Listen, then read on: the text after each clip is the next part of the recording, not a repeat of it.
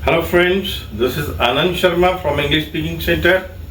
Last class में मैं आपसे भीड़ की बात कर रहा था, क्राउड की बात की, स्पेक्टेटर्स की बात की, व्यूअर्स की बात की, लिसनर्स की बात की। आपने सारे वर्ड्स लिखे होंगे और याद भी कर लिए होंगे। उसी श्रृंखला में मैं आगे बढ़ता हूँ, आप ध्यान से सुनिए। एक वर्ड है फ्लीट। फ्लीट का मतलब भी भीड़ होती है, लेकिन भीड़ जो बसों की होती है, कारों की होती है, ट्रक्स की होती है, फ्लीट, ये सारी कहते हैं, इसको फ्लीट कहते हैं, बसों की। जैसे he is fleet owner, he is fleet owner, इसका मतलब है बहुत सारी बसों का या ट्रकों का मालिक है। इसमें हम एरोप्लेन्स भी ऐड कर लेते हैं। एरोप्लेन्स को हम एरोप्लेन भी कहते हैं और एयरप्लेन भी कहते हैं। अब आपको ध्यान रखना है, एरोप्लेन का मतलब, एरोप्लेन और एयरप्लेन एक ही बात है।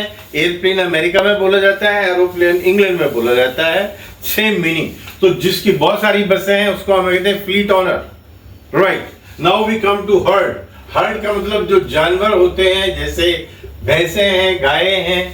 ये भी ध्यान रखना है, कैटल का प्लूरल कैटल ही होता है, शीप का प्लूरल शीप ही होता है, इसलिए कैटल्स नहीं कहना है, कैटल्स नहीं कहना है। जो कैटल का झुंड होता है उसको हम हर्ड कहते हैं। Now we come to collision. पहले आप इसका उच्चारण लिखिए, कोलिशन।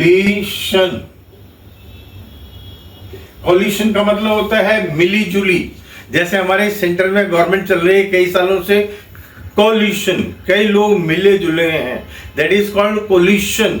ये सात शेर वाला है, इसको कोलिजन से मिक्स नहीं करना है। कोलिजन, COLLISION, कोलिजन का मतलब टक्कर होता है। बिल्कुल मीनिंग चेंज हो गया, जा और सा से मीनिंग चेंज हो रहा है, आप देख रहे हैं। तो कोलिजन का मतलब टक्कर होता है, और आमने सामने टक्कर को हेड ऑन कोलिजन कहते हैं। Please note it, hurry up. Head on collision. I hope you have noted down the words. Now we come to the word throng. This is throng.